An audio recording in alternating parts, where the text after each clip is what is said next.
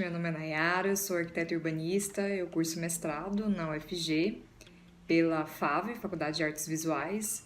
Bom, essa é a primeira vez que eu apareço aqui no canal, mas eu juro que é por uma causa nobre, então não reparem na minha falta de habilidade com câmeras. Enfim, espero que seja útil para vocês. Serão dicas a respeito do processo seletivo de entrada no mestrado. Bom, a primeira pergunta que geralmente surge com relação ao mestrado é para quem é o mestrado? Bom, o mestrado ele é para pessoas que têm um diploma de graduação certificado pelo MEC e aceito, né, pelas faculdades, e é para quem tem perfil acadêmico, é para quem quer se dedicar à pesquisa, para quem quer dar aula ou para quem quer ampliar suas possibilidades de mercado e ampliar também o seu conhecimento. Com relação ao ingresso no mestrado. Bom, o ingresso no mestrado geralmente é feito por processo seletivo. Esse processo seletivo geralmente ele é sem identificação, então as pessoas que estão ali te avaliando, elas não têm acesso ao seu nome, então é um processo geralmente bem justo. E esse processo seletivo ele é composto por etapas, eu vou falar dessas etapas posteriormente. E geralmente os mestrados eles disponibilizam uma quantidade X de vagas, por exemplo, 20 vagas, mas as faculdades elas não têm necessariamente a obrigação de preenchimento dessas 20 vagas. Então, mesmo que dê 50 candidatos, se a faculdade julgar que apenas 10 são aptos ao mestrado, apenas 10 ingressarão e cursarão o mestrado ali naquela faculdade. Agora eu vou falar um pouquinho sobre a questão das etapas, né? As etapas que fazem parte do processo seletivo. Eu vou falar mais especificamente para o mestrado da UFG, mas isso vale para qualquer faculdade. Então, normalmente as etapas são bem próximas, são bem parecidas, às vezes acrescenta alguma coisa, tira alguma coisa, mas o processo em geral não se altera. Bom, a primeira etapa é a prova escrita sem consulta. Essa prova, eles fornecem uma bibliografia para vocês no edital, então estejam atentos ao edital, leiam o edital, porque o edital ele fornece essas informações e elas são muito, muito pertinentes e são muito cobradas, né? Então na prova escrita vai cair tudo que eles te sugerirem como leitura de bibliografia no edital. Então estudem pelo edital, né? Analisem bem a bibliografia e estejam preparados para essa prova escrita. A próxima etapa, normalmente é nessa sequência, a próxima etapa é o exame de línguas.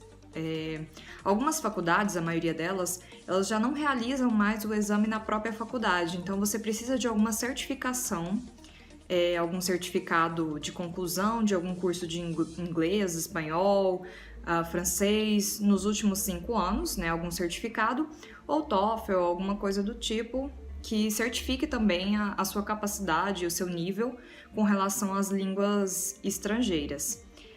A UFG esse ano, né, de 2018, o próximo edital vai sair por agora. Já saiu o edital, na verdade, mas o processo seletivo vai ser, se não me engano, em setembro. E esse processo seletivo ainda haverá a prova escrita ali na própria faculdade. Porém, a partir do ano que vem, a UFG ela não fará mais essas provas na própria faculdade, ela apenas aceitará as certificações que eu disse anteriormente. Bom, gente, agora é sobre o projeto de pesquisa, nessa parte eu vou ler mesmo, vocês vão ver os meus olhos se movimentando.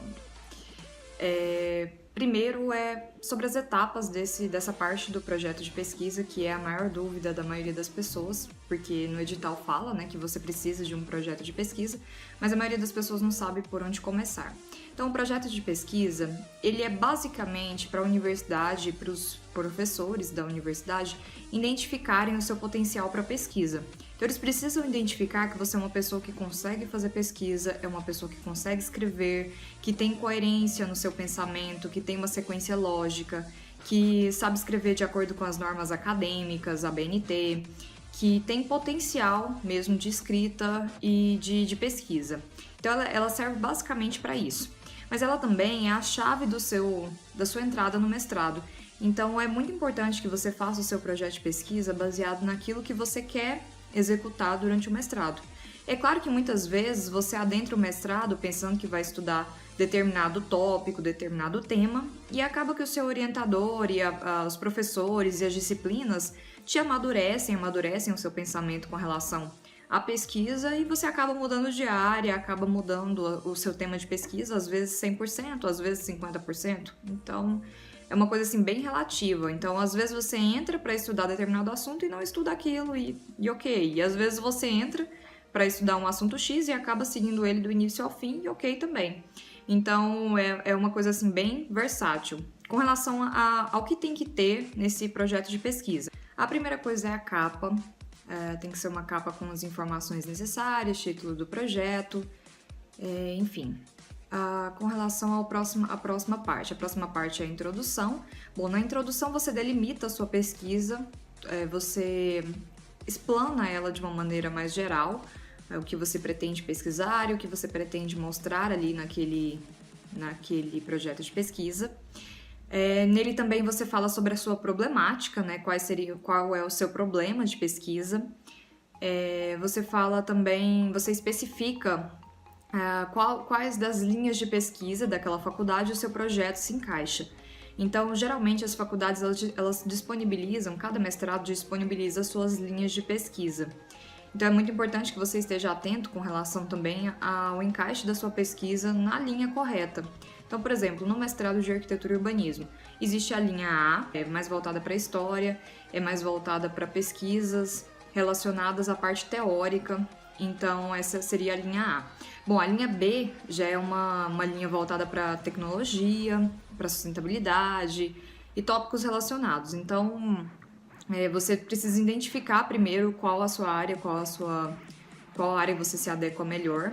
E isso vale também para qualquer outro mestrado de qualquer outra faculdade. Identificar qual a sua linha de pesquisa. Isso precisa ficar bem claro no seu projeto de pesquisa, tanto na capa quanto na introdução. É bom evidenciar a linha de pesquisa a qual o seu trabalho se encaixa. Bom, a próxima etapa é a justificativa. Você vai justificar a relevância do seu tema, você precisa mostrar que é um tema relevante, que é um tema que precisa de pesquisas, que é um tema pouco explorado, que é um tema que sugere alguma importância.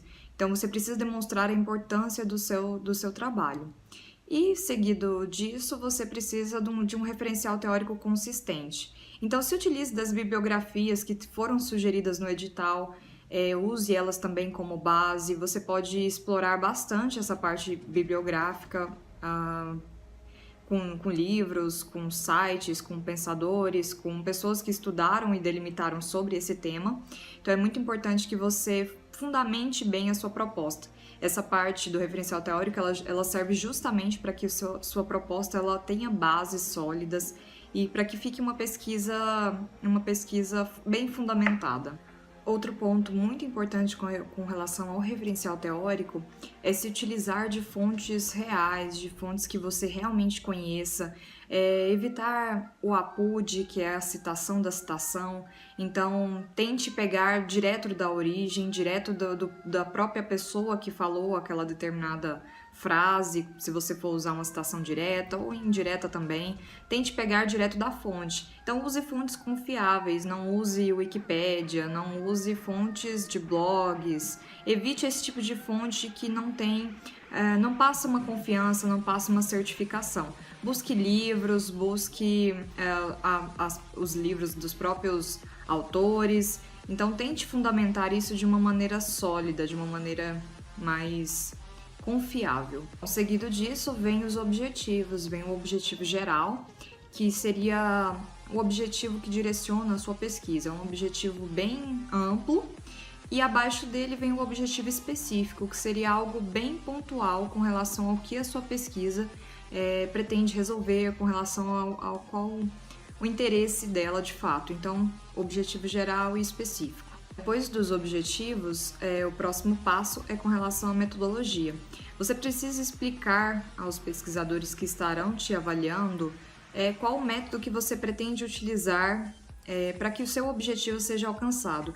Então, você pretende utilizar um método bibliográfico? Eu sugiro que vocês deem uma estudada sobre os métodos de pesquisa existentes é um universo bem amplo, então eu não vou me dedicar muito nessa parte.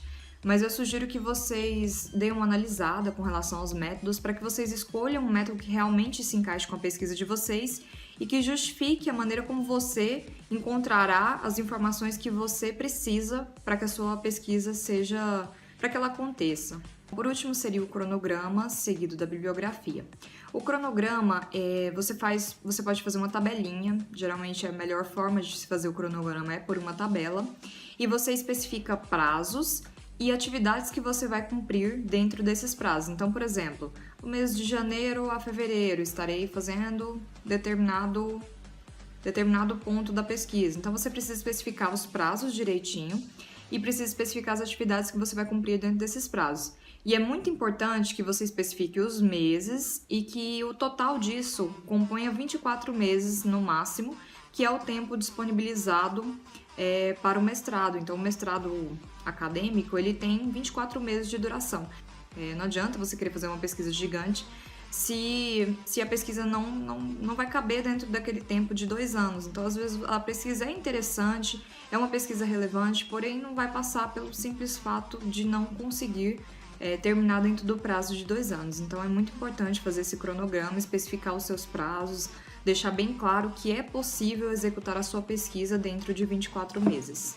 E por último, e não menos importante, as referências. As referências elas devem ser realizadas normalmente na formatação da BNT, mas fique atento à formatação que o seu processo seletivo pede. Então, não adianta você fazer a BNT se não for a BNT. Então, é necessário que você fique atento a isso e que faça isso da forma correta, que todas as informações da bibliografia estejam inseridas da forma correta e que todas as citações, todas as pessoas que embasaram o teu trabalho teórico, essas pessoas precisam estar na sua bibliografia. Então, não adianta fazer citação ao longo do corpo do texto e não colocar isso na bibliografia. E, de igual forma, o reverso. Não adianta você colocar uma bibliografia que você não utilizou ao longo do seu texto só para poder preencher espaço. Isso também é muito observado pelas bancas. Bom, a próxima etapa, que seria a quarta etapa, seria a prova de arguição.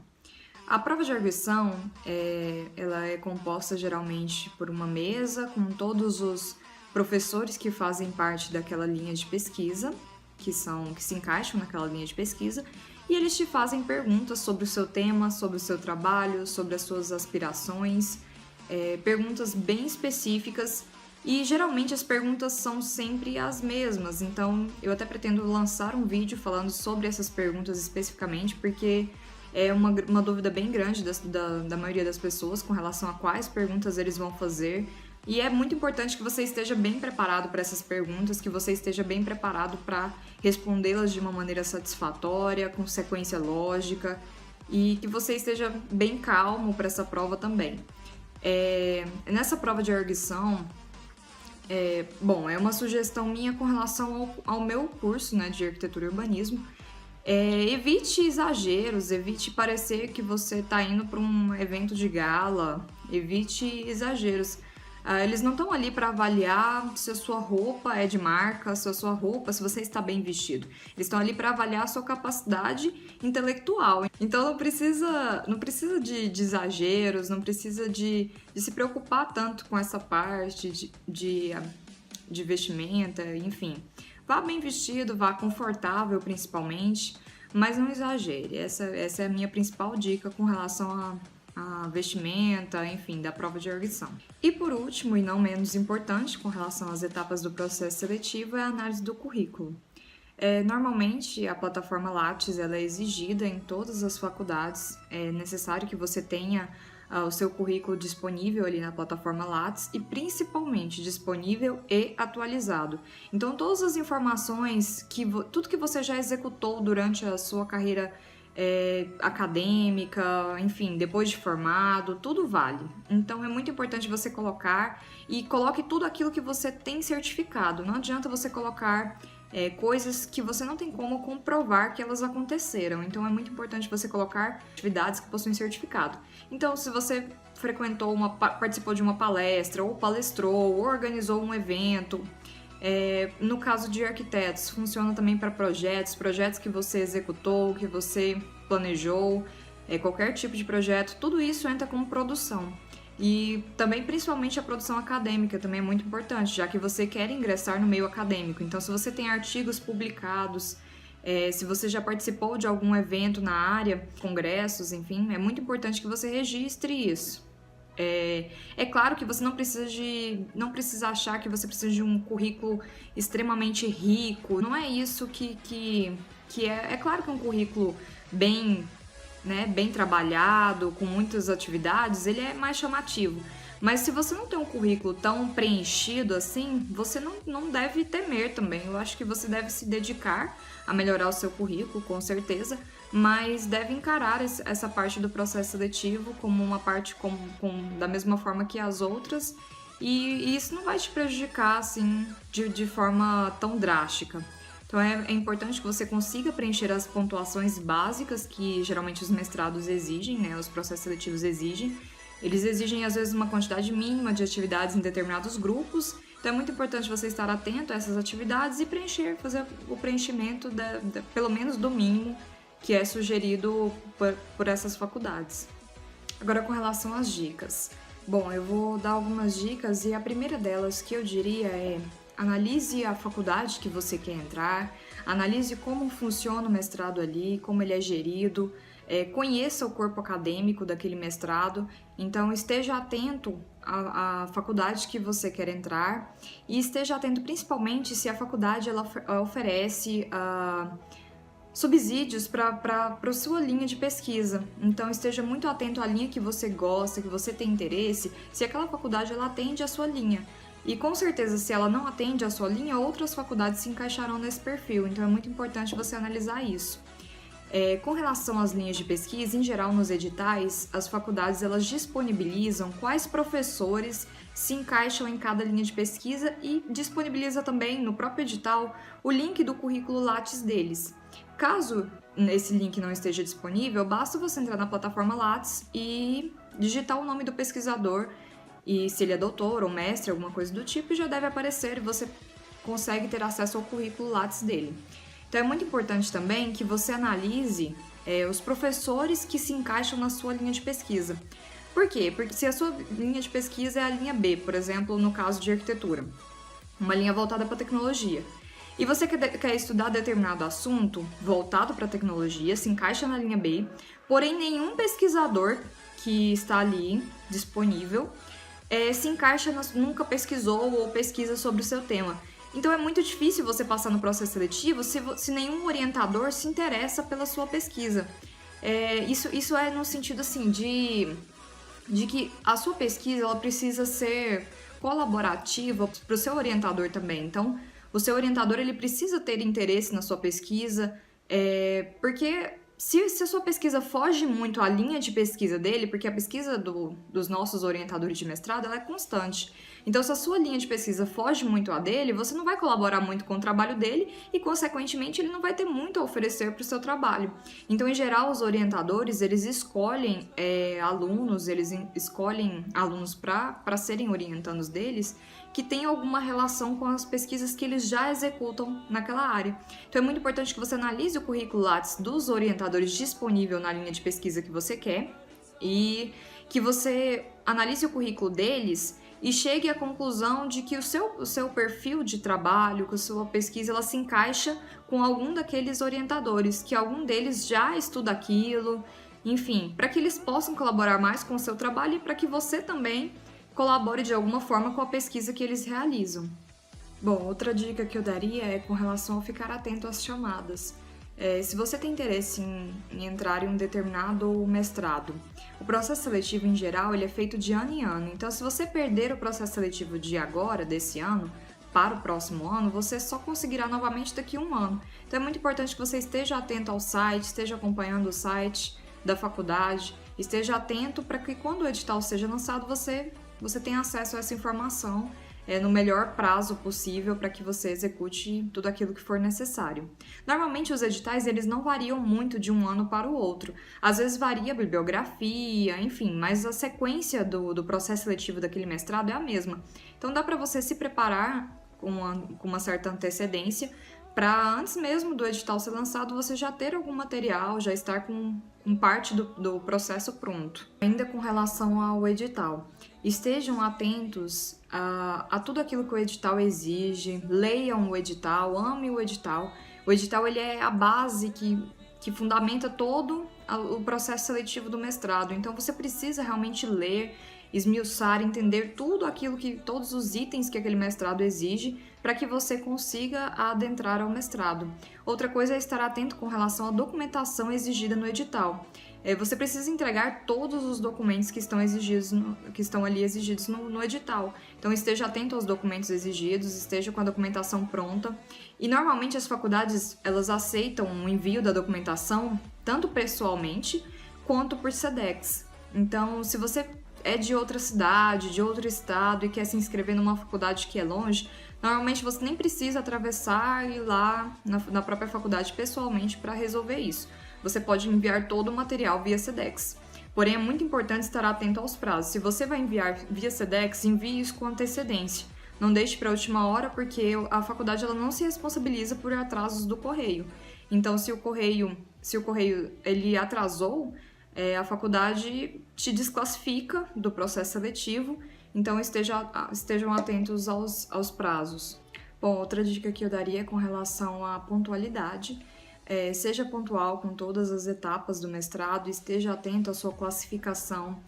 De uma etapa para outra, normalmente eles lançam os classificados para a próxima etapa e aqueles que também já foram desclassificados. Então esteja atento a isso, para que você se prepare para a próxima etapa, para que você esteja presente na próxima etapa, porque o não comparecimento em qualquer das etapas do mestrado já culmina em desclassificação. Então, se você está no processo seletivo, esteja atento aos prazos e se antecipe, chegue antes aos locais de prova, faça isso de uma maneira planejada para que nada dê errado.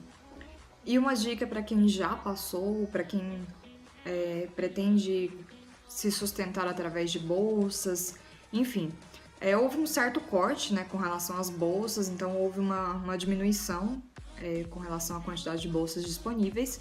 Então, a minha sugestão é que vocês estejam atentos aos processos seletivos das bolsas, porque existe um processo, cada faculdade disponibiliza esse processo de uma forma diferente. Então, estejam atentos às normas da sua faculdade com relação aos processos seletivos e eles são específicos também de cada bolsa, se é CAPES, se é FAPEG. Então, cada bolsa tem o seu processo. Então, esteja atento ao processo que você tem interesse, que se encaixa no seu perfil e para que você cumpra, né, com tudo aquilo que é necessário e para que você esteja atento também aos prazos de se inscrever para participar do processo de bolsas.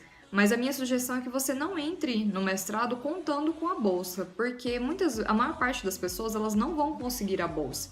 Se você conseguir, vai ser ótimo, vai ser uma ajuda muito bem-vinda, porque é uma fase bem complexa, é uma fase que você tem que se dedicar muito, então talvez você não tenha tanto tempo para trabalhar e se sustentar, então é muito importante. Porém, é um recurso que você não pode contar com ele. Então, se ele acontecer, ótimo, é muito bem-vindo, mas não entre pensando que você vai ganhar a bolsa, porque isso vai te prejudicar, às vezes vai te decepcionar e até mesmo atrapalhar o seu curso durante o mestrado. Bom, é isso, eu espero que esse vídeo seja útil de alguma forma, que vocês consigam tirar as dúvidas de vocês com relação ao processo seletivo. E se você tem alguma dúvida, se você não entendeu alguma parte, se você tem alguma dúvida sobre a qual não falei, deixe nos comentários. Enfim, se inscreva no canal, sejam muito bem-vindos por aqui. E que se você gostou, deixe um like, compartilhe com seus amigos acadêmicos, com seus amigos que pretendem adentrar ao mestrado, com quem tem interesse na área. E é isso, beijão!